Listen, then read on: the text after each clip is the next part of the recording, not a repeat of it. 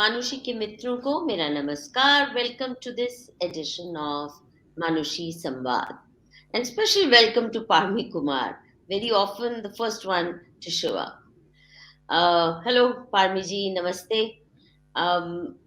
आज का विषय, आज तो एक ऑटोबायोग्राफिकल जर्नी है जो कि टॉमस मुट्टाटुकुनल जी बताने वाले हैं हमें कि वो कैसे और क्यों क्रिश्चियनिटी छोड़कर सनातन धर्म की ओर आकर्षित हुए और उनकी घर वापसी उन्होंने क्यों और कैसे की. और अभी स्विट्जरलैंड में रहते हैं टॉमस कई साल से, और वहां से भी अक्सर प्रोग्राम करते हैं यूट्यूब पे. मैंने इनके प्रोग्राम सुने जब टॉमस बाकी क्रिश्चियंस को भी मोटिवेट करते हैं कि आप कहाँ फंसे हुए हो, आप क्यों नहीं घर वापसी करते. तो इस तरह खुल के आना बहुत अनयूजुअल है. और Thomas, I welcome you to this programme. Thank you for joining us and look forward to hearing your story. आपने कहा है कि शायद आप पूरी कहानी आज न बता पाए, जितनी हो सकता है आज बता दीजिए, और अगर अधूरी रह जाती है तो फिर उसका फॉलो अप एपिसोड भी कर सकते हैं. But let's get you started. Tell me about your family. वो कब ईसाई बने, किन हालात में बने, और आप कैसे और क्यों सनातन धर्म की ओर आकर्षित हुए. या मधु जी नमस्कार. सब लोगों को, भाई बहनों को मेरे हार्दिक प्रणाम और नमस्कार.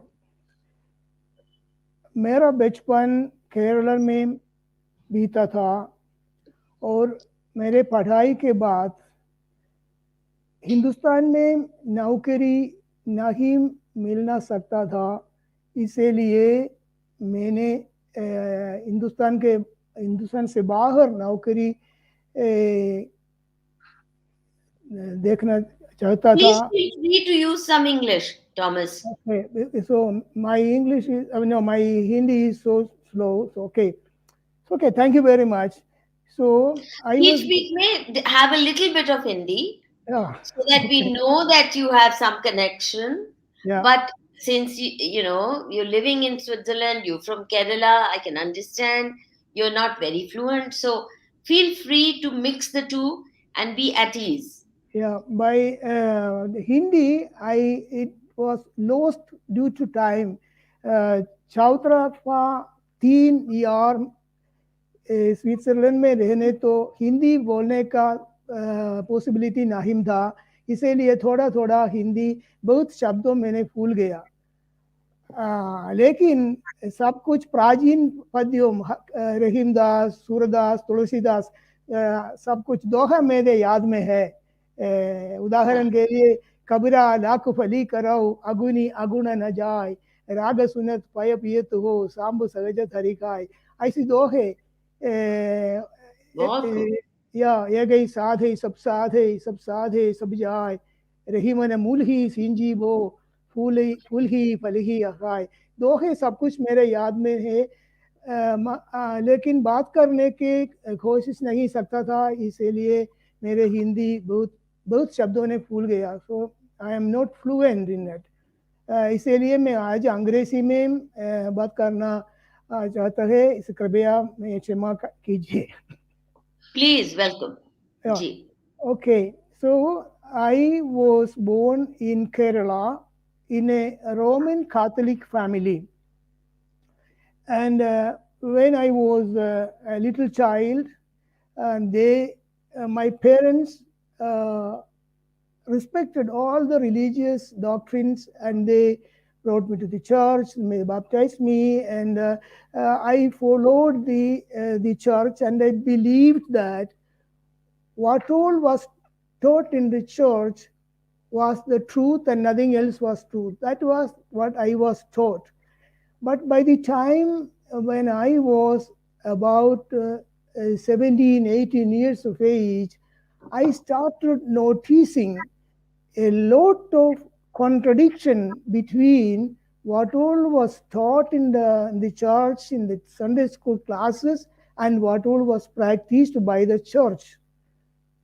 And so I, having found some sort of incongruency or contradictions, I started with my own research, independent research, to understand who is Christ, and what is the religion, and what is my position, etc.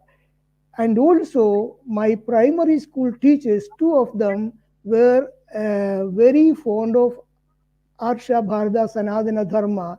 And from them, those teachers, I got a lot of information about Sanatana Dharma, as it is not a religion, but it's a philosophy of life.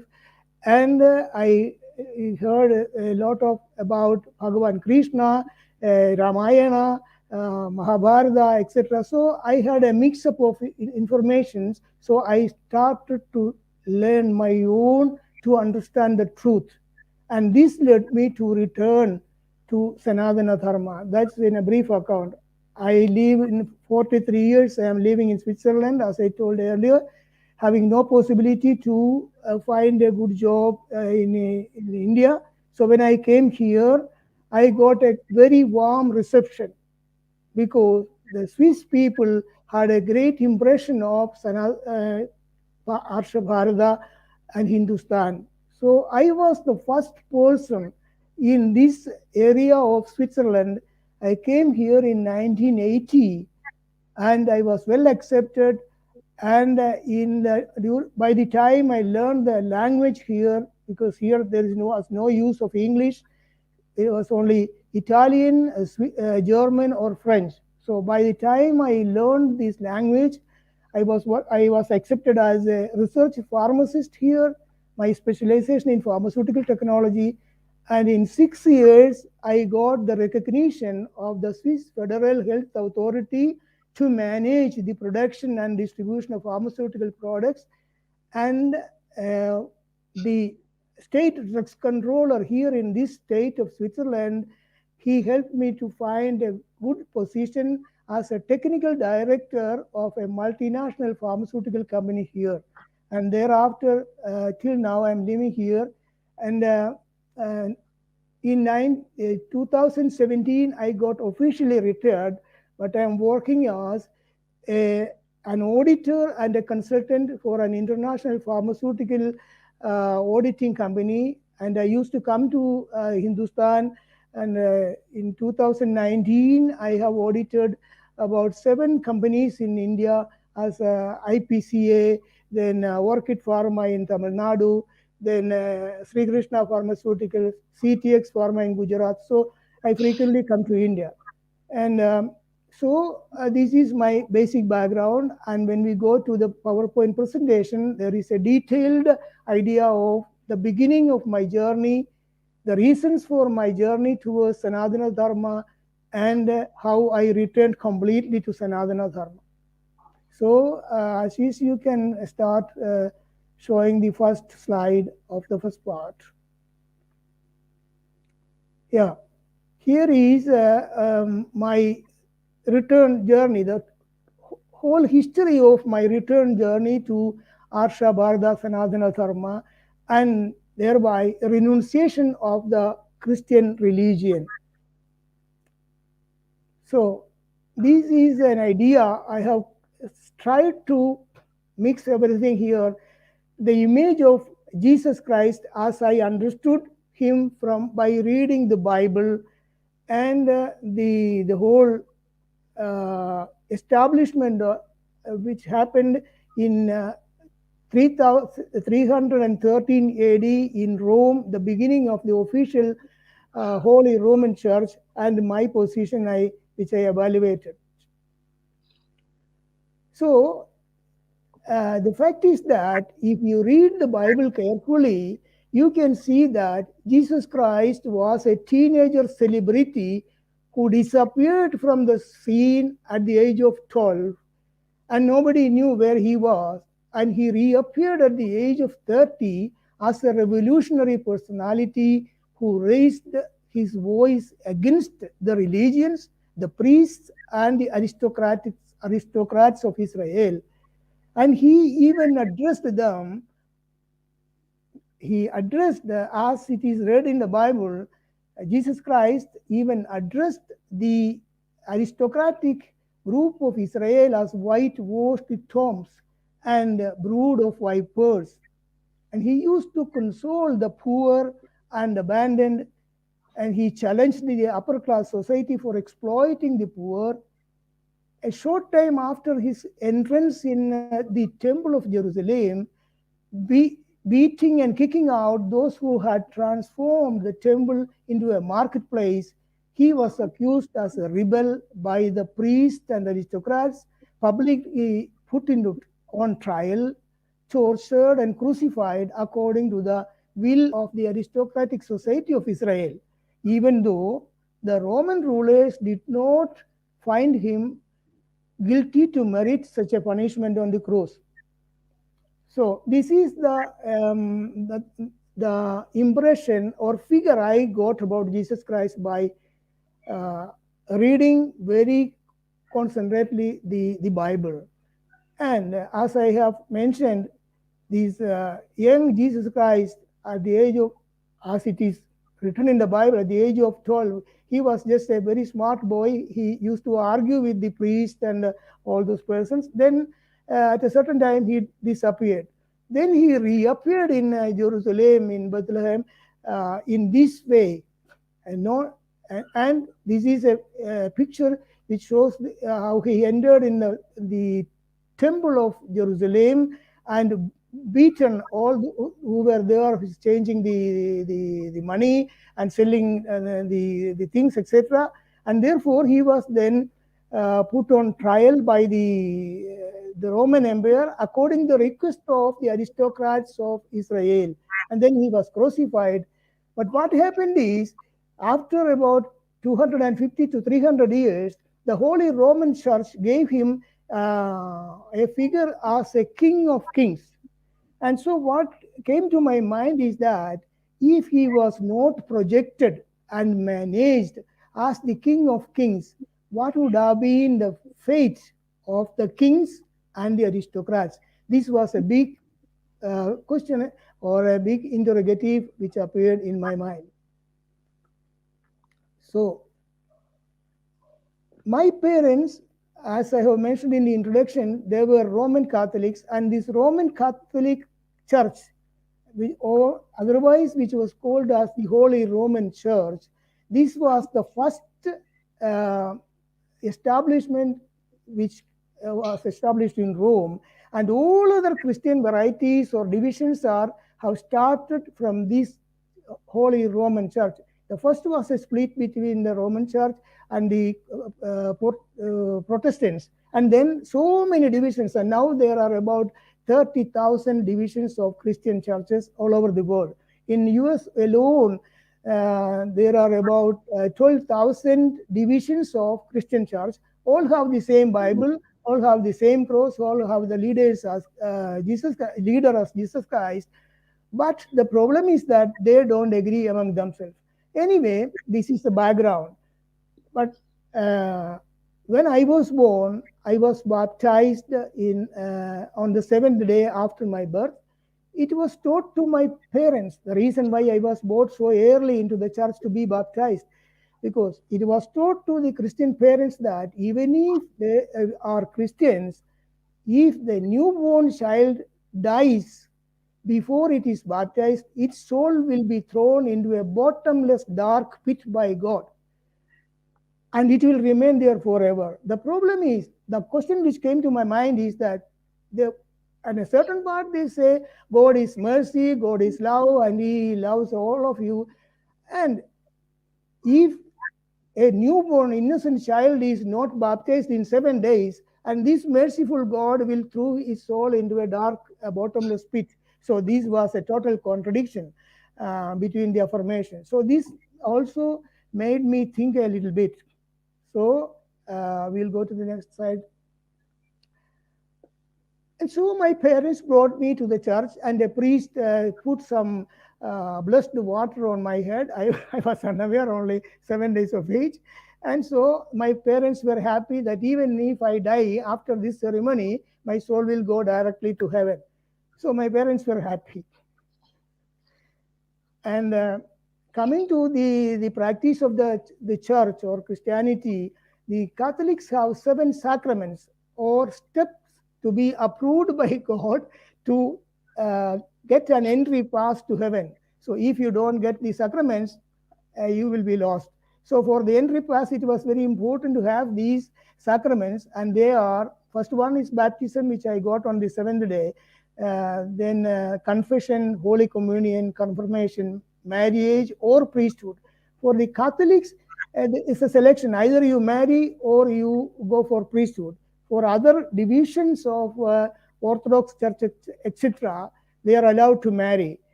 And we have seen the complications, what happens when a Catholic priest is not allowed to marry. I don't go into those details. Anyway, and the last sacrament is given by a priest before a person dies. I already have received the first one after 7 days of my birth. And at 5 years of age, I was placed in the Sunday school classes. It was obligatory, it's compulsory that a child of 5 years should start the Sunday school classes. And in those classes, I was taught that all human beings are sinners. The next slide. Okay, so in those classes, Sunday school classes, I was taught that all human beings are sinners. And so I also was a sinner. And because of what? Because of the original sin committed by Adam and Eve, who were the first human beings created by God, and they disobeyed him. That was the story.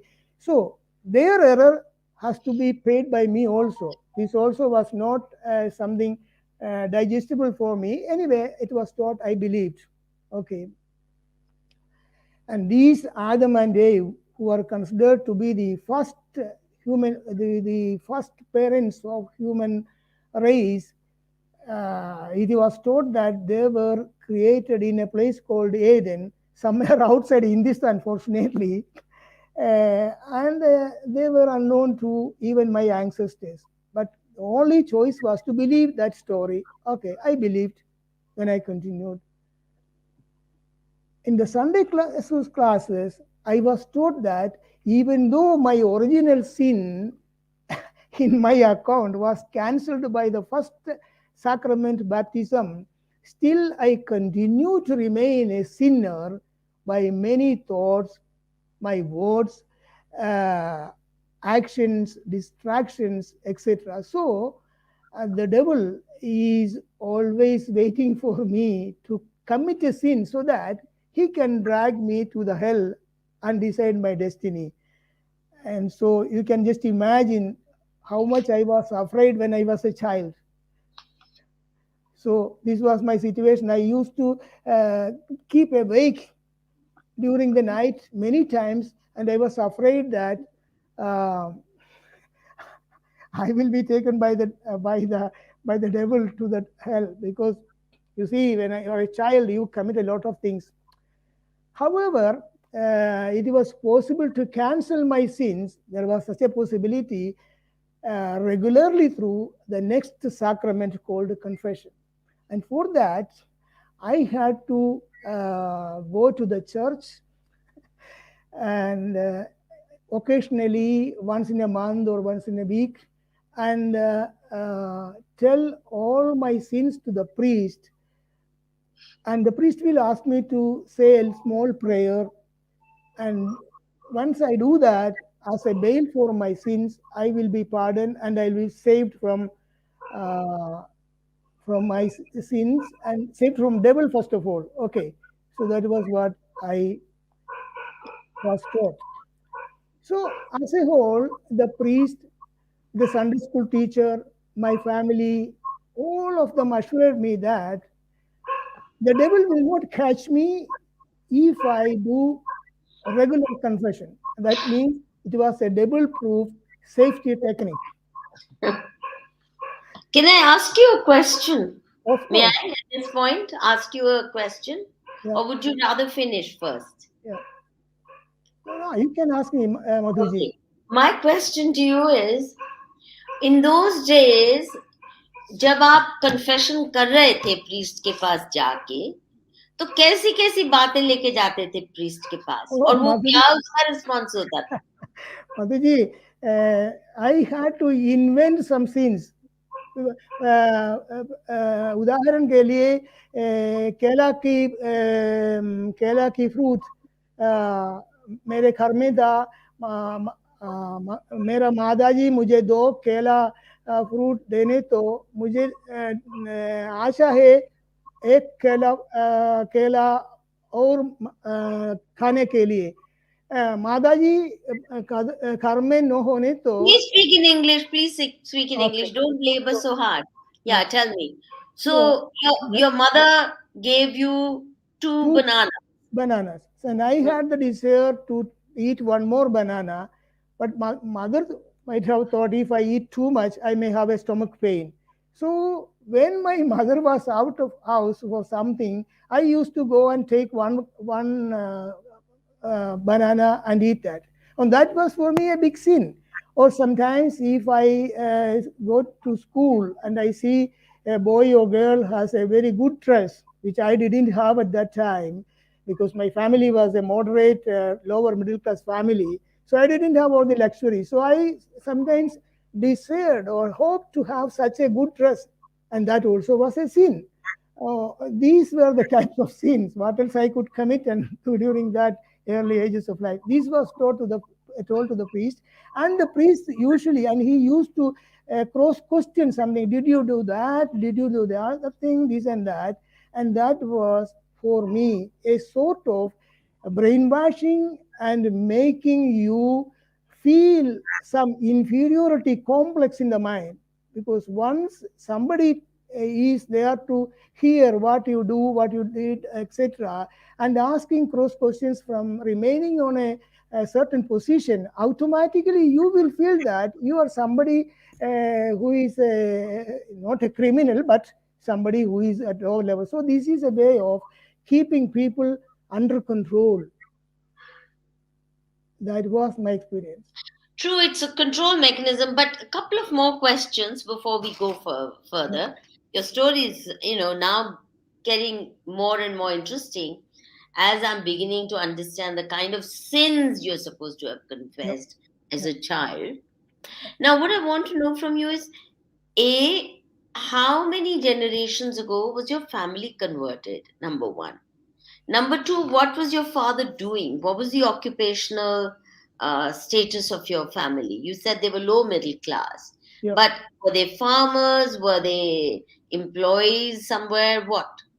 No, my father was a farmer. He had some land and he cultivated in this land, for example, paddy, and also we had some coconut palms, some coffee plants. Also, he was a normal low level farmer. And my mother was a housewife. And when I talk about my mother, I have to say one thing. My mother always taught me. My father was an Orthodox Christian, so very confirmed Christian, and he believed 100% what the Christian priests or bishops predicted. But my mother had a critical outlook. I have to thank her for my return to Sanatana Dharma, because my mother always told me many people can tell you many things, but God has given you your own brain. You have to elaborate all information. Hear everybody, but elaborate all information in your brain. And once you are convinced of something, then only you believe. Otherwise, keep it in a waiting list. That was my instruction of my mother, and that is what helped me. And regarding the in which generation was converted to Christianity, I will show in the next slides. Okay. Yeah. Next. Also, this double proof technique, I continued, and okay. And the next two sacraments were communion and confirmation. Communion is an act of receiving Jesus Christ in my soul by receiving a small thin piece of bread which is considered as the body of Jesus Christ, directly placed on my tongue by the priest. Though I did not understand how Jesus can reach my soul if I swallow that piece of bread and send it to my stomach, that was my thought. But anyway, thinking so also was considered as a sin, so I discarded that thought. Go to the next slide. There's also the Vine Sacrament, Yeah, which is but the the blood. why, Madhuji, that's also very interesting. During the first communion, the priest will dip that small piece of bread in the wine and then put on the tongue. And thereafter, wine is reserved for the priest, and only bread is for the believers. Oh, so they never give you wine after that. That's No, interesting. no, no. Oh, Some priests they dip a small piece of bread, that bread into a glass of wine, and you will taste that wine, and you don't drink that. It is the bread is wet with the wine and put on your tongue. In that's some, very stingy, huh? yeah, So, but in these days, Thomas, I know that, for example, in North India, yeah, they give them Ruh Afza Sharbat.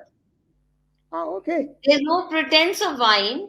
yeah, What they do in their Sunday gatherings, yeah, when they break bread yeah, and have this Holy Communion, yeah. then they give them Ruh Afza Sharbat. So Okay, that's, a much cheaper version of yeah, Christ's blood, so to speak. okay. Okay, let's continue. Yeah. So the communion is this one, and the next is the confirmation. At the age of 14, I was given the next sacrament confirmation by a bishop, because this is, um, and I was told that by receiving the sacrament confirmation, I will receive 7 divine qualities or virtues of the Holy Spirit. That means in Vedas, we have Pancha Gunas and Pancha Doshas. Kabira say, Kabir Kade Kaisi Dirum Pancha Kusangi Sang. No? In one of the Dohas of Kabir Das, he says, Kagaj Keri Naviri, Pani Keri Ganga, Kabir Kare Kaisi Dirum Pancha Kusangi Sang. So we know Pancha Kusangis and Pancha Gunas. And with this confirmation, I will receive 2 virtues extra plus Panchagunas. So I was so happy that at least I can save from beating of my father for some stupidity which commits. And what happened is interesting. We go to the next slide. What are the Panch Guna, or the seven Gunas? Yeah, patience, tolerance, love,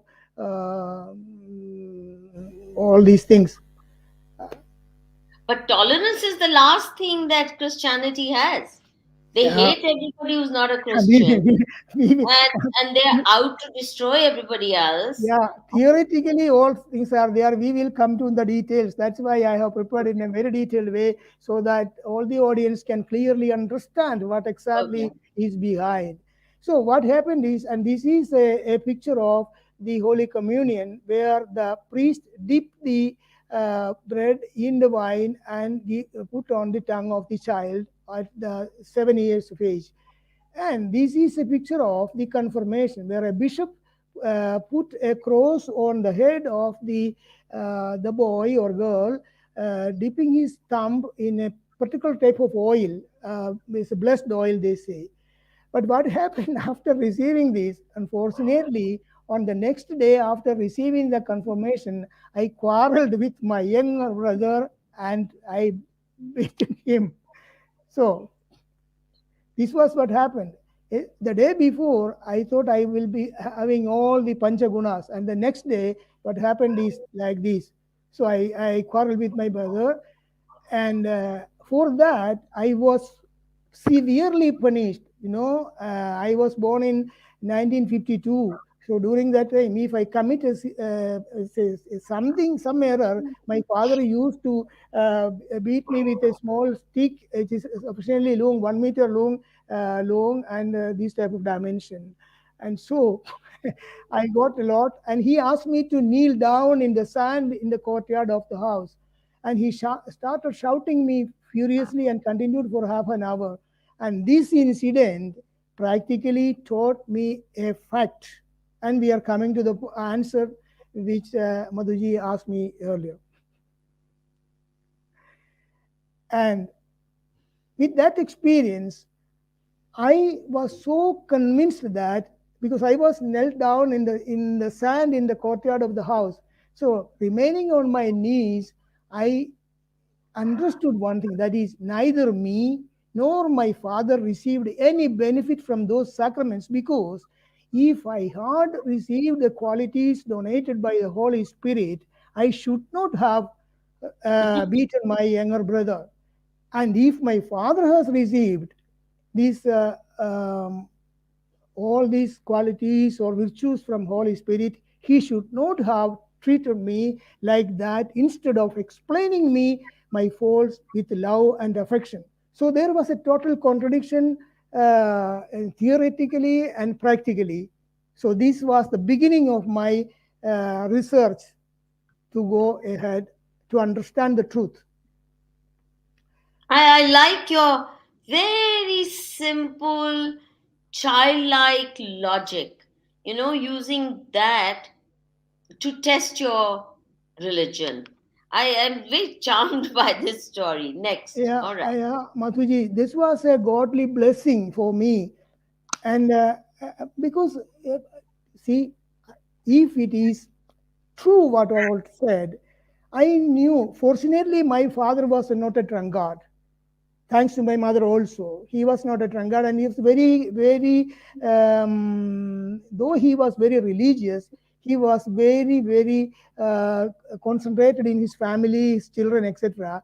And so he was not a drunkard. But many families I knew, they were all these Catholic Christians or other Christians, but in the evening they went to the bar or the toddy shop, and they returned home fully upset and drunkards, and they have beaten their wives and quarreled in house. So if you have received the virtues of the Holy Spirit, why do you behave like that? And at the same time, I knew a lot of people who are of the Hindu families, and also the scheduled castes, scheduled tribes, etc. They lived a very good life, and they always had a very attractive smile on their face, and I loved them. And so these are the situations which made me think in that way. So, passing through the adolescence age, I like to have friends. This is very important thing. When I was in my adolescence period, I like to have friendship with very beautiful and smart girls of my classes. But I was severely instructed that Jesus Christ doesn't like such friendship with the girls. Oh my God, I didn't understand why, because they are very smart young girls, very intelligent, and I loved them, but I was not allowed to mingle with them freely. So I didn't understand why, but I could, So if this I, is very surprising for me, Thomas. Normally, we associate Christianity with freer intermixing of sexes because they're very influenced by the West. yeah, Christianity is a Western import, and therefore they do follow that culture. They don't have these. We were under this impression that one of the reasons why young people are getting attracted to the church is that yeah, they get to meet uh, young people of the other sex yeah, or the other gender. yeah, um, I'm very surprised to hear this, that you were prevented from yeah, mixing with uh, girls. Madhuji. The fact is that, suppose uh, I asked my daughter or my wife or somebody else to give me a coffee. Then I receive a coffee. Then I can add sugar into that. I can add milk into that, or, and I can modify it. So what happened is, the Christianity in Kerala, the Roman Catholic Church in Christianity of Kerala, they were so severe as this. So though it was imported from Rome, they modified it to manage people, because sex is the best thing to make one accused of having committed sin. Because Hmm. when the British came to India, the first thing they put tax was on salt, because it is absolutely necessary for all people. So putting tax on the salt If somebody don't pay tax, he can be accused of having not paid the tax. So sex is something, a divine gift. So once a child becomes an adolescent, he will be automatically attracted towards the other sex. But suppose those feelings of those period is a big sin to be confessed to the priest. See how they are manipulated. Oh, but If, it makes perfect sense because Adam and Eve were thrown out of the Garden of Eden because of knowledge of sex. So, the body knowledge, yeah, which is sinful. yeah. And so, okay, you're not supposed to No, no, repeat no, the no, no. mistake that Adam Yeah. made. Until and unless the priest put the holy water on the husband and wife, and unless he make a benediction, even sitting on the same bench was prohibited. Suppose a boy and a girl in the church in front of the priest, if they are sitting on the same bench, the priest says, "Now you get up and sit on the other side." You can just imagine the situation and the brainwashing. So since it's a disobedience to not to be in agreement with parents and church, so I agreed that I obeyed their order. So see, this is what I represented. Such a relation, just simply talking about something, some important subject in the schools, or an idea of going for an excursion, or a political idea, but so close was not permitted when I was doing my middle school and high school. Okay, until the primary school, you are allowed to mix a little bit, but thereafter, no. So, evaluating what all was taught in Sunday schools in my classes, together with all the feelings, emotions, and desires of that age, I became totally convinced that I am not a common simple sinner, but a complex, massive sinner. And many times I had this image in my mind. However, going to the church occasionally or regularly and confessing what all thoughts I had to the priest, then automatically he will give me, send me, okay, you may pray this way, that way. And I got a cancellation of all my debits. But the problem here is very important thing I have to tell you is that suppose a boy, it's for me it happened. When I had sexual feelings, when I thought, oh father, I had such emotions, so yeah, some sort of ill feelings, and he interrogated me what was that feeling. When I disclosed that it was sexual feeling and some sort of sexual thoughts, etc., he asked me, did you make any sex with boys or girls of other sex, this and that? So practically, it was inculcated in the mind of the child, which he even doesn't know. So this was a very, very, what do you say, very ugly way of asking things which the child doesn't know. And so automatically he will be invited. So he will be, suppose he will commit something, or suppose he embraces or kiss a girl, this has to be told to the priest during the confession. So this was the situation in Kerala when I was a child, and still now I think it is more or less the same. Okay, but by the time I was 17 years, even though I believed that was taught in the church is the truth, thereafter some strong doubts started sprouting in my mind. Many questions came to my mind.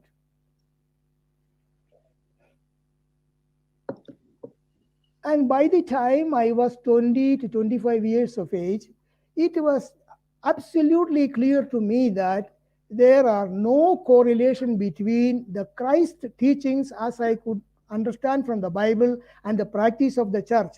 And here I have put the pictures. So see here, he, if a person read the Bible carefully, he will get a picture of Jesus Christ as it is represented in this picture. But see how the representatives of Jesus Christ, even with a a model of the crucified Christ on the cross, the representatives of Christ appeared. So my question at 25 years age was that these people are really the representatives of Christ, or are they representatives of the Roman Empire? Because Christ was a desperate person, and he was always the poor. He was never bothered about his dress, and many times he was hungry. And these things can be, this information can be obtained from the Bible. But those people who pretended to be representatives of Jesus Christ appeared in a different way, as if they are representatives of the Roman Church, the empire, not the Christianity. They are representatives of the Roman Empire. That's what happened. And so I decided to study the true history of the religion. Then it became for me a very important thing to understand clearly, because my impression about Christ was as we have seen in that picture, and what I have seen in the religion was totally different. So I decided to study. So one by one, I have presented here what I have searched for. The first thing I have searched for is the reply or answer to Madhuji's question, how my parents became Christians and when.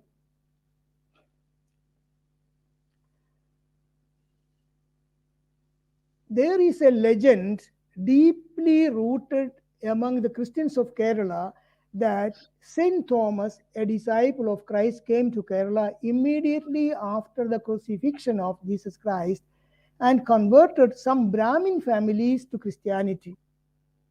That's a legend. But it's not rooted in facts. It's No, been discounted by scholars that this yeah, is I'm coming to just that to point. just to Yeah, claim ownership of India.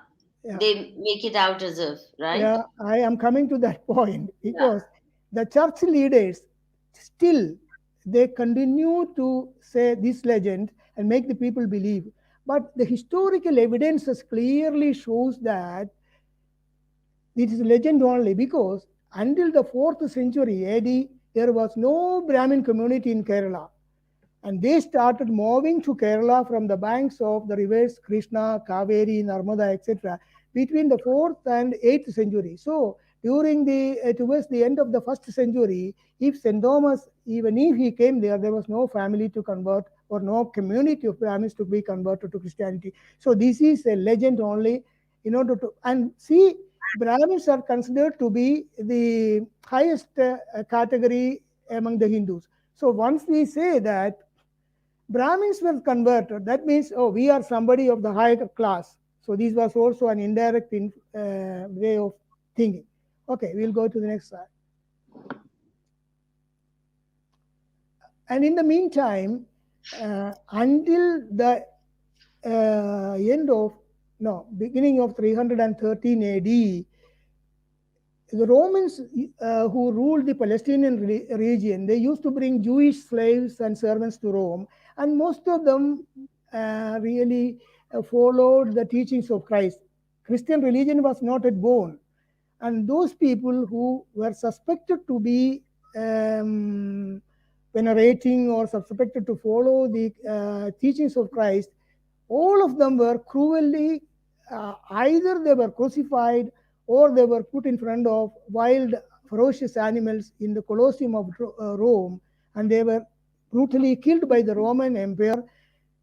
Since the crucifixion of Jesus Christ until 3000 and 303 AD in the month of February, and there is a proclamation by Emperor Constantine, which we see in the next slide. Yeah, this is another figure of how the Roman emperors in the Colosseum of Rome. If one go as a tourist to Rome, he can see still the remnants of the Colosseum, where they kept ferocious animal underground, and the suspected Christians were put in this ground, and the emperors and the royal families remained on the balcony to enjoy that brutal scene. And this Colosseum is still an evidence, a living evidence of the brutal assassination of Christians by the Roman Empire.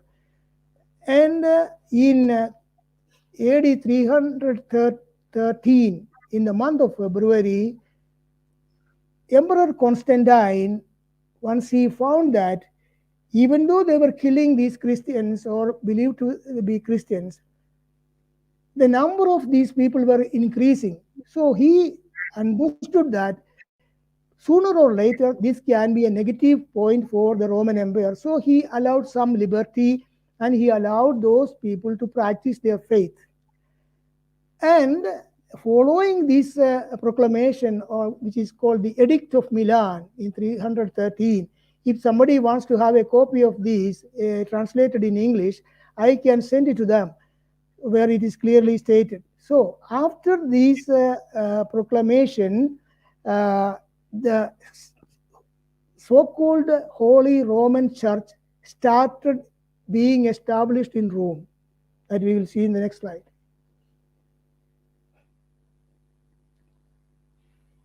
Again, this was the history of Rome, and contemporarily and simultaneously, what happened in Kerala, coming back to the conversion of my family to Christianity. So what I was trying to explain or clarify is that it was so impossible for St. Thomas to come and introduce Roman Catholic Church towards the end of the 1st century AD.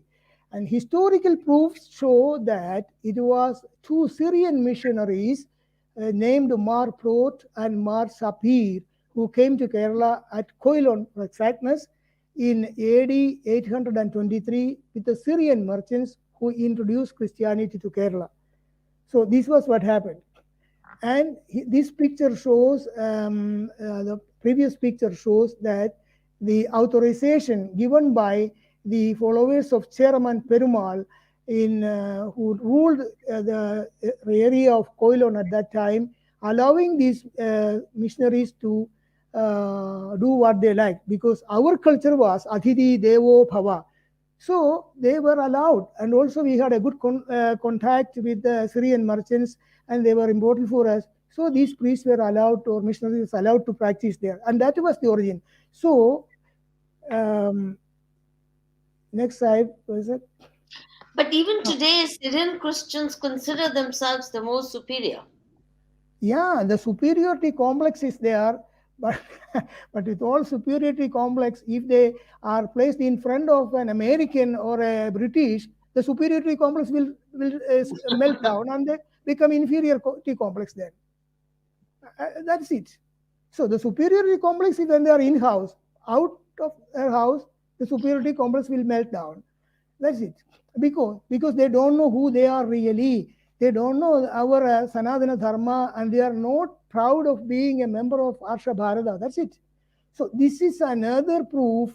This book is another proof, because this book is the first text in Syrian language for the rituals of the primitive Christians in Kerala. Because when I was a child, until I was about 10 years of age, this book was used in the church for the religious ceremonies. And when I was about 10 years, I used to sing in the church using an harmonium, and I was taught some of the songs in this book in the Syriac language. This I know, I remember still now. Okay, so that's another proof. So the historical facts show that my ancestors, I'm coming to the answer of Madhuji, that my ancestors were converted to Christianity by the Syrian missionaries or other Syrians who followed them to Kerala.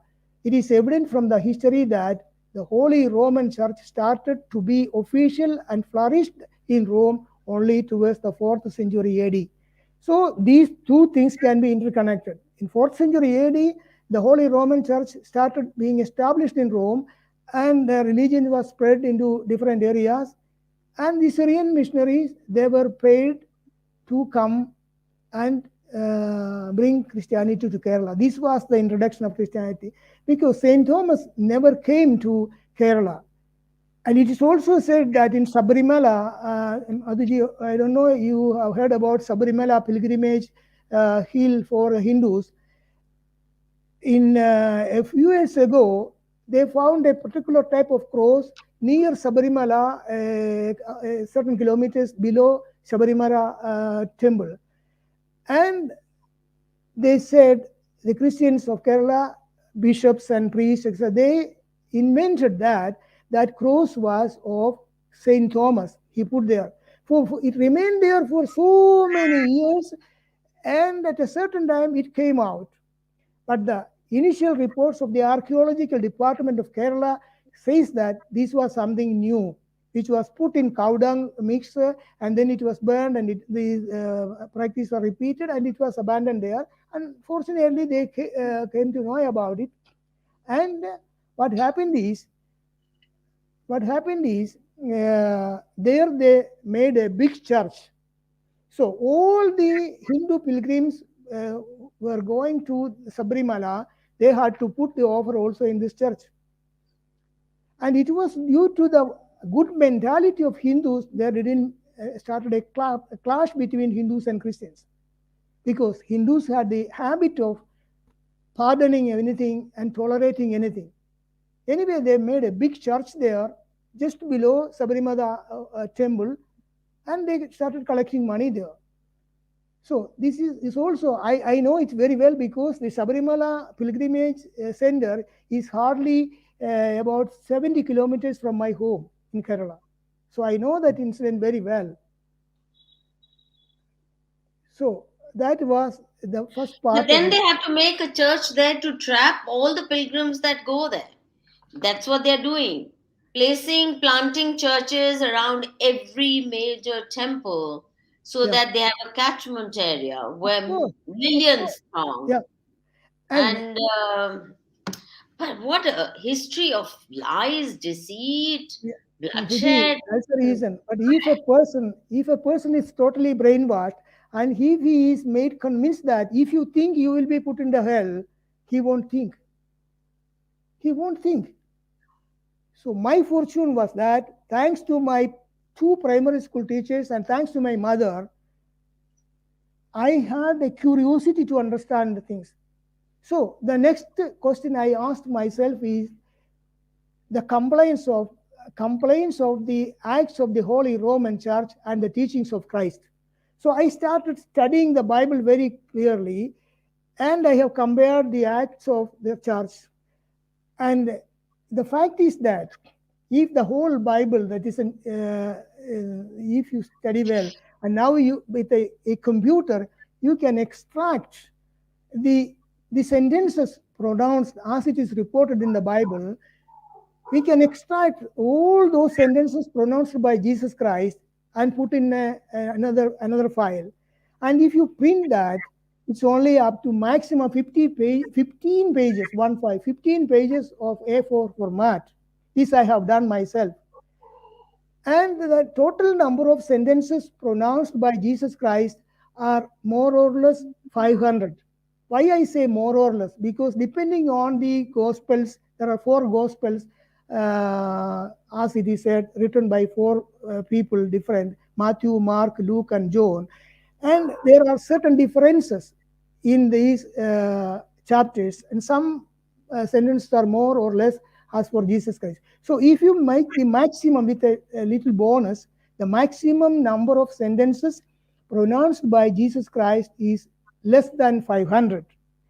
And when I compare those teachings and those instructions and compared it to the practice of the Holy Roman Church, I found terrifying evidences that this organization practiced in total contradiction to what was taught by Jesus Christ as reported in the Bible.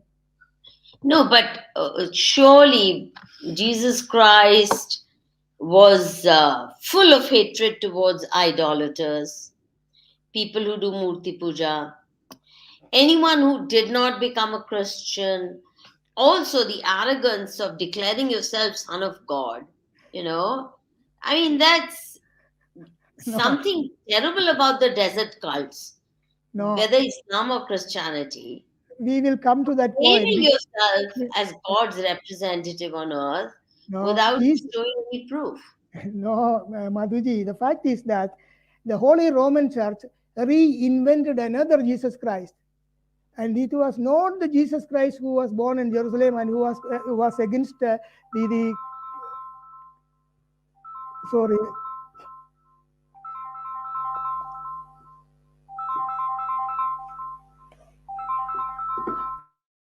Okay. So they reinvented a Christ, and we will come to that point. And it was not the Christ who tolerated everything. Christ was with the abandoned, with the prostitutes, with the oppressed, and with the sick. So he was, as if a person carefully read the Bible, you will understand that the Christ invented by the Holy Roman Church in the position of the King of Kings, we will come to that point. And that is totally different from the Christ who was crucified, Christ who protested against the aristocrats and the priests in Jerusalem. This is quite clear. It's enough that you use your free brain and free thinking, logical and rational, then it is quite clear. So, with the Edict of Milan, which I mentioned earlier, and historical evidence shows that after the publication of the Edict of Milan, when the leaders of this group of Christians in Rome, when they got some freedom, slowly they associated with the imperial families, and they started bringing to bring the whole world under their dominion using all brutal means. So they associated with the empire. And this picture is a very significant picture. You can see here the head of the church is sitting at a position a little bit higher than the Emperor Constantine. And Emperor Constantine in this case has no crown, but the head of the church has the crown. So practically there is you see some exchange is being made between them as represented here. But the king or the emperor is at a lower level and the head of the church is at an upper level. And you can also note that this model of cross and this particular type of umbrella was turned towards over the head of the church and not towards the head of the emperor. So practically what happened is they started to dominate also the empire. Yeah. So this association between the emperor and the head of the church resulted in full support of the emperor to the church to spread all over the world this church by any means, especially by force.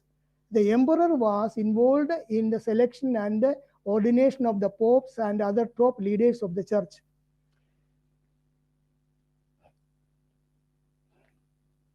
And here it is quite clear. Jesus Christ was a person who was hungry, thirsty, and without a good dress, and he was always with the poor and abandoned, as I mentioned, and as it can be seen from the Bible very clearly. And see this assembly of where the religious leaders on the top, here is the Emperor Constantine in a part, and all the church leaders here are represented as they're having a very prominent position, while Jesus Christ had nothing to even to eat, and he says the Son of Man has no place to lay his head. So this transformation happened. And we come to the next slide. So the next thing I have searched, my question was, why the Holy Roman Church invented a Christ in imperial Roman style? Because we have seen that the Jesus Christ, as we have seen in the previous pictures, he was a common man who lived with the abandoned and oppressed, without any good dress, many times hungry and thirsty, and he had no domicile. And such a Christ was reinvented in imperial Roman style. Why? This was my next question.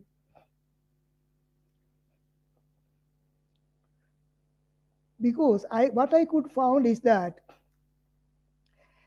following the acquisition of the imperial power, it became necessary for the church leaders to change the image of Christ and invent a heaven congruent to the royal imperial status and profile, because they were associated with the empire. Emperors, the queens, and such a royal ambience. So it was necessary for them to invent a Christ up to standard and an imperial status and profile. So see, when a person honestly read the Bible, he will get an impression or a figure of Jesus Christ in this as it is represented in this picture. And this Jesus Christ was invented as the King of Kings in the royal dress up and crown on his head. See the transformation. This also is an answer to Madhuji's previous question. What was the necessity to make this figure who was angry against the aristocracy and who exploited the common people? What was the need of putting him in that Roman style? And not only that, they changed the appearance of all the disciples of Christ as represented here. See how they are only rags, they have not even good dress, they torn up dress, and they were living like that. And those disciples and Jesus Christ were represented in this style, all with a Roman style of dress. What was the need? What honesty is in this activity? So these were my questions. We go to the next slide. And not only Jesus Christ, the Joseph, who was the husband of Maria, because it says that Maria got the conception from Holy Spirit. That's another story we don't include here. Anyway, the family, the poor abandoned family, didn't have enough money to pay for the hotel when they were going for the census conducted by the Roman emperors. And Maria gave birth to this poor child in a cow house, as it is represented here. And this Maria is changed to the Queen Mother's worst. And Joseph was given as the dress as a viceroy, and this poor child Jesus was given the dress of a prince. See what happened. So the truth, where is the truth and where is the reality? That's it. That's what happened. And those images they invented were spread wherever they could, wherever the soldiers of the church, I say soldiers of the church because the missionaries, the good name missionary, because they're going for a mission, but the mission was to spread this church all over the world. And Thomas, how many more slides and how long is it going to take? It's been 1 hour. So yeah, I just need to know how much longer you'll so take. yeah, in this case, I think Madhuji, we can finish it in 3 episodes because we have almost uh, another two episodes to include in this part. So since it's a very long history, which resulted from my documentation and long study, we could in different episodes, and so that the spectators and audience can understand the fact, because this is not intended for the only for the Hindus or other religions, because the Christians should understand the falsity in this establishment, which Hmm. really destroyed, and the two religions who proclaim them as the chosen people of God, and they have created the most disastrous crisis in the world and killed the maximum number of people. That is the history. So we Okay, can there's a question, Thomas. yeah. Agnidev says Jesus condoned slavery. There are verses from New and Old Testament which support this, that he condoned slavery. Is it correct? Madhuji, if these Bible, I have a very clear picture of the reliability and the authenticity of this Bible and where it originated and how it originated. The ambience where these books were, the Quran as well as Bible, were originated. They were originated in the desert of Arabia in a very drastic condition. So these were. We will go to that details also in the next episodes very Okay. clearly. Uh, because they were all manipulated. Because the Hmm. real Christianity or the teachings of Christ, to conclude in a couple of sentences, when a person study the Bible clearly, in the New Testament, that's the second volume of the Bible, once a person reach up to the 10th and 12th chapters of the Bible, that is of the Acts of the Apostles. That's the second chapter, Act of Apostles. And when a person study that, it become very clear that the Christianity or the teachings of Jesus Christ was totally sabotaged towards the end of the first century AD. And what was invented in Rome was something totally different. This we can compare to Mahatma Gandhi and the International Congress. So you put the picture of Gandhi on the wall of the office or home, and below that, the members of the International Congress sit there drinking whiskey and eating meat. Photo of Gandhi is on the wall. So this is what we know very well in India.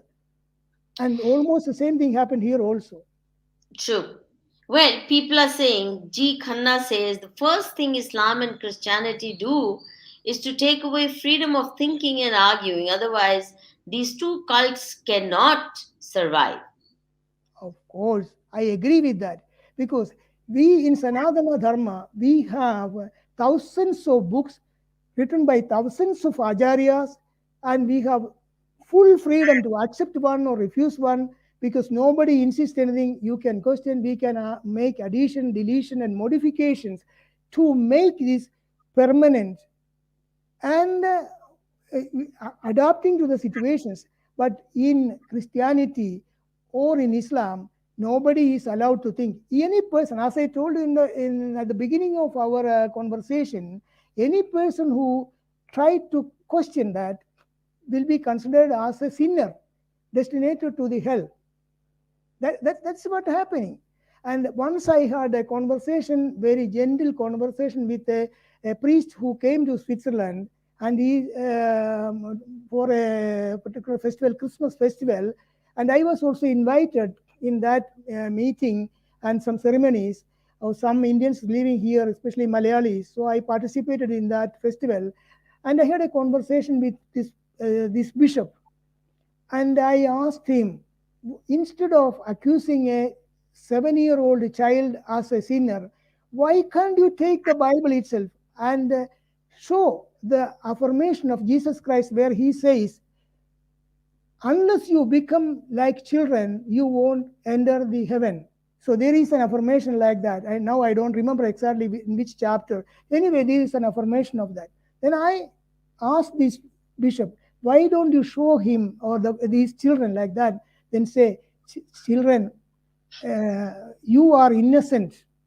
So Christ likes you as innocent as you are now. So whenever you have some temptation to do something wrong, please ask the help. So in that way, why can't you boost their self-esteem instead of accusing them as sinners and depressing them and making them having an inferiority complex? And this bishop didn't answer me. He simply tied up his hands like that, looking into my face. He has no answer. I have 4 questions to ask any theologist, expert in Christianity. I have only 4 questions to ask. They don't have any response. This is the fact. Fortunately, I had the initiative from my school teachers and my mother, so that's why I started my return to Sanatana Dharma. So, what you're saying, in effect, we'll conclude here for the moment, that yours was an intellectual quest for freedom. Yeah. That Christianity denied you the power to think for yourself Yeah. and to remain normal human being. That Yeah. it loaded you with guilt, Yeah. and guilt for things that are very normal human responses, or, you know, for example, desire for sex, desire for company of the other sex. Uh, all these things, the oppressive and the suppressive aspects of Christianity, forced you to rethink your relationship to the religion. Yeah. And then Because, you found that even Jesus had been yeah. misrepresented. And Madhuji, I am 200% sure. Suppose Jesus Christ come for a second time, just an imagination. He will destroy the whole church in a split second, because the activities are like that. I have all the details reported in the next episodes. I think once we go in this much detail, surely people are interested and they should know. It's also addressed to the Christians, especially those Christians who are converting. In fact, if a person read the 10th to 12th chapter of the Acts of Apostles, we can see that even the disciples of Jesus Christ were against conversion. Jesus Christ was against conversion. And there is no question of caste or creed or religion according to the teachings of Jesus Christ. This is the fact. This is evident from the Bible. And all these inventions are made in Rome by the Holy Roman Church. And once we analyze the acts of the Christian So, church, listen, Ashish tells me, Thomas, that yeah, there are only 8 slides left. yeah, Let's complete those yeah, quickly okay. and then we'll wind up. Yeah. Okay. Okay. So, as we were discussing previously, the paintings of Christ as a king, then Mary as a queen mother, Joseph as a viceroy of God, and Jesus as a prince, and those type of paintings, and other paintings where they had invented a heaven where Christ is sitting there and with all these luxuries. And they invented the opposition, that is devil's hell. And these type of impressing pictures were prepared in Rome by artists according to the request of these church leaders. And they spread it, they kept almost everywhere. They exposed it in public places, churches, convents, school, and most small copies of these paintings were sold to common men to keep in their houses, and thereby starting a good business also, but impacting deeply the common people's psychology. Just think about, I keep a picture like this in my home and another picture of heaven in this way, and the parents start showing these pictures to the children. What impression and what brainwashing and what type of abnormal thoughts will come to the mind of the children? The best way to keep under control. That's what happened. So we go to the Next. next slide. Yeah. So the soldiers of the Roman Empire and church then started invading the rest of the world. Here chart the real character or the actions of the Holy Roman Church. The soldiers of the Roman Empire and church together, they started invading the rest of the world, looting those places and bringing the wealth to Rome, constructing big cathedral churches and palaces for cardinals and bishops like their imaginary heaven. The Next. whole quantity of gold which was brought to Brazil, from Brazil to Spain and Portugal, hundreds of tons are there. And I have seen personally, there is a particular type of table kept in one of the churches in Spain, which is 2,500 kilograms of pure gold. And on the Holy Week, they make a procession with a crucified Christ on that table, and 300 people are necessary, 150 on one side, 150 on the other side, to bring this table of pure gold of 2,500 kilograms to bring a procession in the cities. So pots Wow. were placed, 2,500 kilograms of 2,500 imported kilograms gold of for pure just one. gold in, yeah, and that was brought in Spain. And the Spanish people and the Portuguese, they didn't have any piece of gold there. Then they all brought it from Brazil. So people, when they don't think, they can be manipulated in any way. So Hmm. see, as we have seen, the Christ had no place to sleep, but they constructed their imaginary heaven on this in Rome and in European countries. And the Pope was placed on golden throne in an imaginary heaven, unreachable. This is very important. So when the leaders of church, when they placed at a certain level, they dissociated from the common people, and these leaders of the church established themselves as brokers in between the mankind and made of God. And this was the beginning of a big business, because all prayers of the mankind were presented to God through those brokers at a moderate fee. At a moderate fee, depending on the type of request and favor you expect from God. So they were paid for that. And this way they started becoming more rich every day. And see this picture. God was placed here in the Father with the white beard, and the Son with the black beard, and the Holy Spirit upstairs. I used to ask for a joke to my wife. When Father God started sprouting his beard, because if the beard is so white, there should be a sometime it should be black. And when it happened anyway, Ashish, can you go back to the previous slide, please? Yeah. So the poor people, common men and women pray, and their prayer is received by the representatives or brokers who make put themselves in between in the heaven and the earth. And so this brokerage should be paid, and that is being happened even now. So just think about, thereby what happened is the representatives of the poor Christ who lamented, the Son of Man has no place to lay his head. This is a sentence taken from the Bible. So this was the lament of Jesus Christ. The Son of Man has no place to lay his head. And the representative of this poor Christ became representatives of the Roman emperors. This is what happened. So that imperialism is being installed on over the common man without any permission to think or ask or question. Next slide. Okay. So this transformation uprooted the teachings of Christ and exploited his name.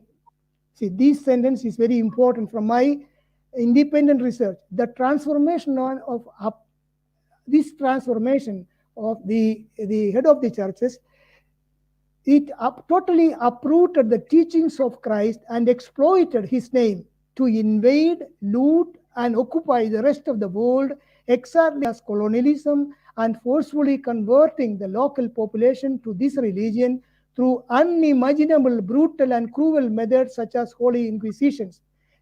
An example, we have testimony for that, because in Goa, during the Goa Inquisition by the Portuguese missionary, here I have put in red, or a criminal, Francis Xavier, who is considered as a saint by the Christians. And this Francis Xavier, during his attempt to convert and baptize 30,000 innocent Hindus to Christianity, about 60,000 innocent Hindus were brutally killed in his attempt. So this is what really happened in Goa. But anybody is told about it? In our scholastic syllabus, nothing like was reported. No, we still have schools in his name, elite school, Yeah, Xavier School, yeah. and it's So many considered churches. very prestigious to go to a Xavier school. Yeah, It's so disgraceful that we don't yeah, even know. yeah. So many churches are in Kerala.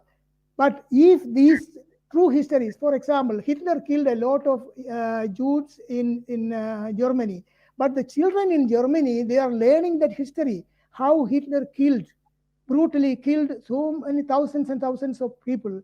And if the real story of our experience and the brutal experience, the episodes happened in India was included in our scholastic syllabus, things should have been like that. And this was what was the reason? Because the first central government which came into existence after 1947, they associated with these invaders and these religions, and they had hidden the true history of India or true history of Hindustan. I prefer to say Hindustan, not in India. India is a name given by the British.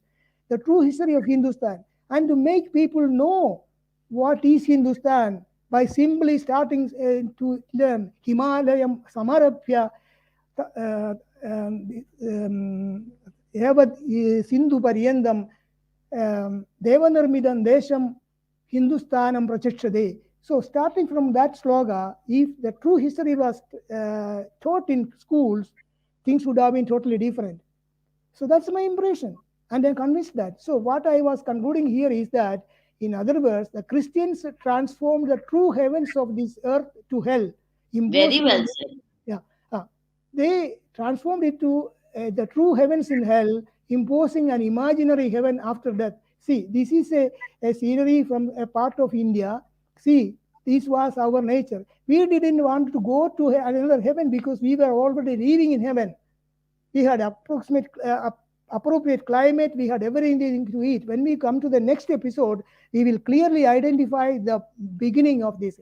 And this is a picture of the which I have taken from a book written about Goa Inquisition by a French author.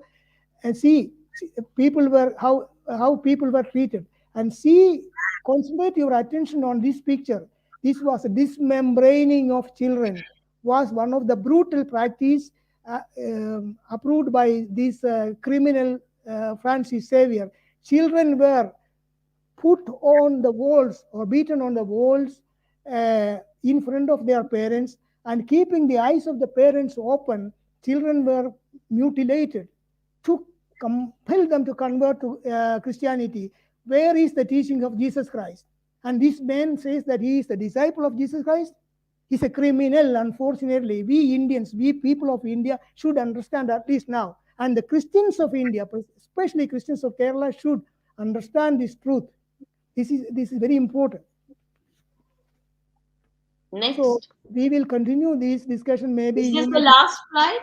yeah, this is the last slide of this part. Okay. So you can see the next slides, and you can decide in how many episodes, because I think it is very important for the Indians to understand this fact. Because I have made a very deep and capillary research to study these things. I wonder what attracts people to ideologies that are nonsensical, that don't allow you to think, that expect you to believe blindly any bullshit story that's fed. And of course, now there's also questioning whether there was actually a Jesus Christ. There's a parallel stream of thought which says Jesus may not even have Yeah, existed. I, We don't I, know because so many myths have been created yeah, about this mythical figure yeah, that it's hard to say whether he actually lived or not. yeah. But So Madhuji, my conclusion is that whether Jesus Christ was a mythical figure or he was a real figure, for me, it is of no importance, because those 500 sentences, between 450 and 500 sentences, which we can extract from the Bible, and those 500 sentences are those of a revolutionary person who was against all these type of malpractices, who uh, repeatedly said, if you do something for the abandoned, the oppressed, the poor, the sick, that you do for me.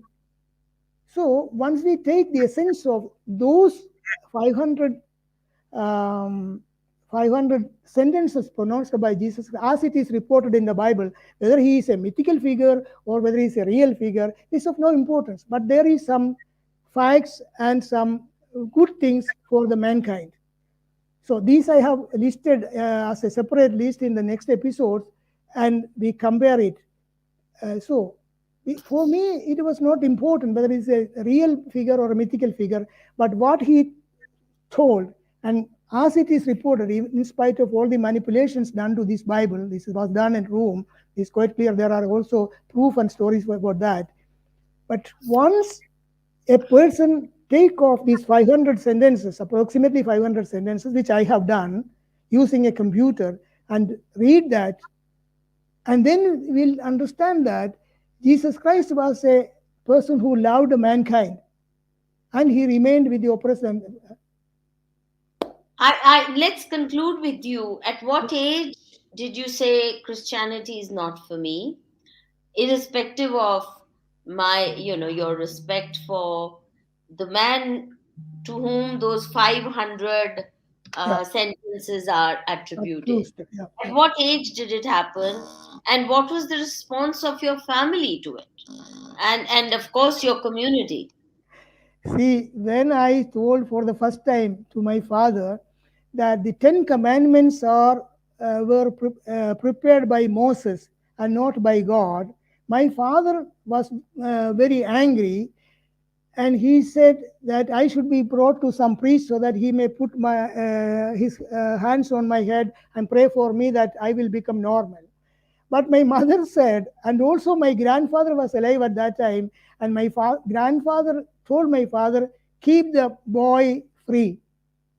Because my grandfather also was a person who had a little bit of free thinking. I think that is what I received also from my mother. But my father was so convinced. And then I told him, see, this is my impression.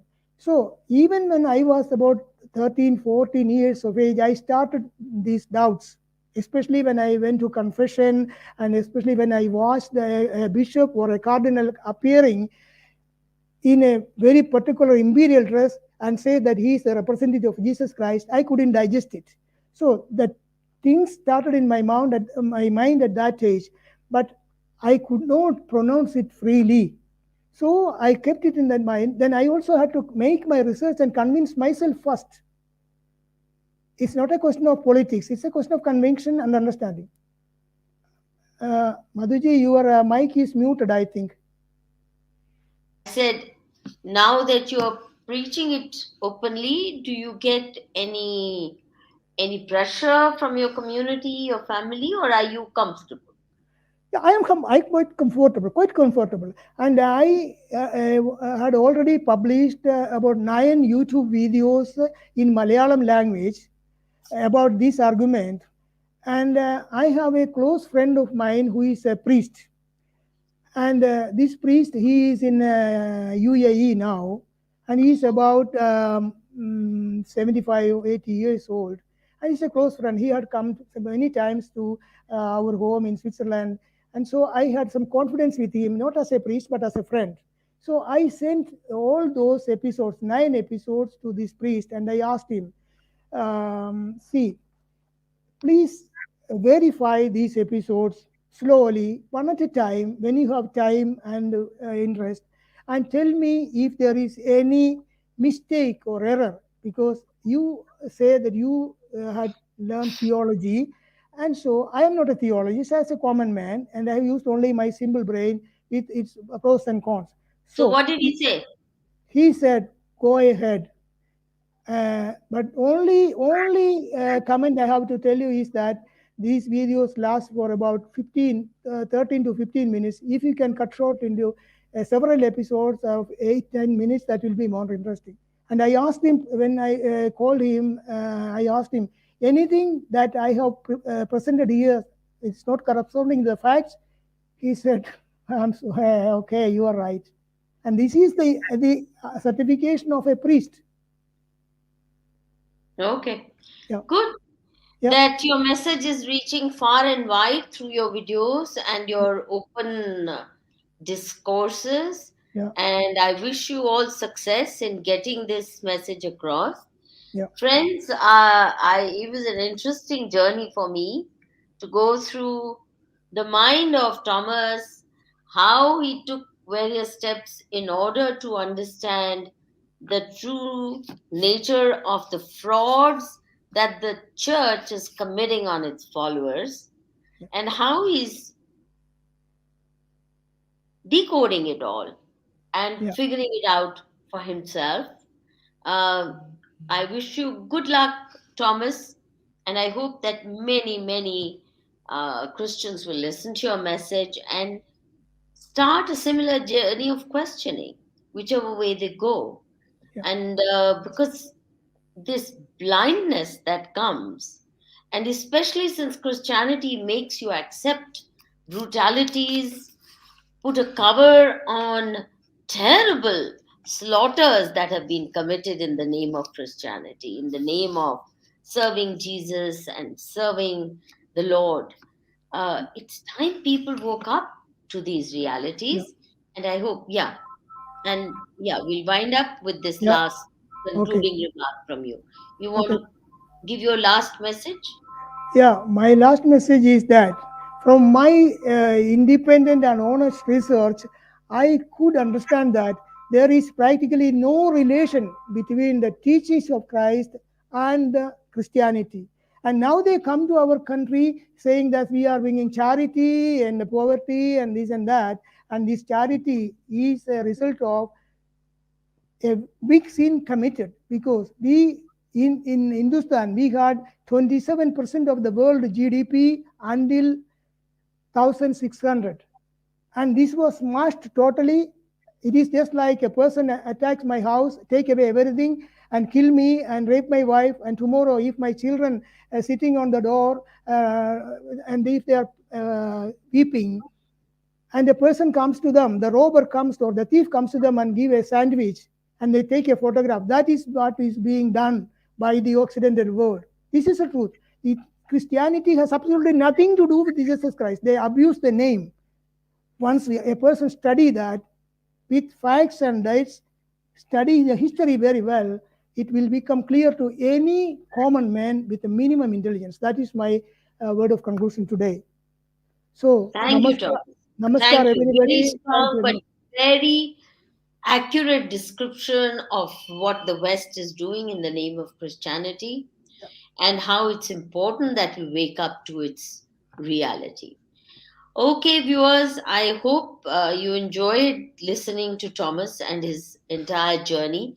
I loved those paintings that you showed and how they became instrumental in promoting this myth Yeah, of the royalty of Jesus as opposed to the reality of Jesus, and the fashioning after Roman Empire emperors, making Jesus, who was with the humble and the downtrodden, into literally king of the world, and modeled after Roman emperors, which is what the Pope does. The yeah, pomp and show yeah, around the Pope is offensive, truly yeah, yeah, offensive. yeah, It's so decadent yeah, an institution.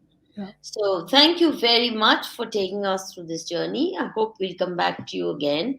yeah, And as I said, those paintings are beautiful yeah. and There they are, tell the story very well. They yeah, tell the story yeah. very well. We have a Viewers, lot of, yeah, excuse me, Madhuji, I have a lot of details taken from history and the Bible which demonstrate that Christianity, from its beginning in Rome, what all was taught by Christ was completely sabotaged towards the end of the and first century Christ AD. was not born in Europe, he was born in the desert. So, to Europeanize him, to Yeah, give him even those looks, nobody really knows what he looked like. He yeah. was certainly not European. Yeah. So, So, thank you very much, yeah, Thomas. yeah, Viewers, please do share, like, support this channel, yeah, and write to me with your comments and your suggestions. But most importantly, please like, subscribe, and share and support Manushi channel. And that's my email address on the screen. You're welcome to write to me and offer your suggestions. I can see that there are a lot of discussions going on about the hijab controversy. Hopefully, we'll cover it soon with some new insights. Thank you. And my request to certain people who are bringing extraneous discussions, please, when there's a show, comment on what's happening in the discussion. Don't throw your knowledge here at us on other subjects which are not related. I appreciate it that you are so well read, some of you, but kindly relate to the topic at hand, not bring um not bring in extraneous subjects into your comments here. That's really very distracting. Okay, Ji, good night. so Shubh namaskar, Ratri, everybody. Namaskar. Jai Hind, Jai Yeah. Bharat, Jai Shubh Ratri. Bharat, Jai Hindustan, Ji, Jai Hind. Jai Hind.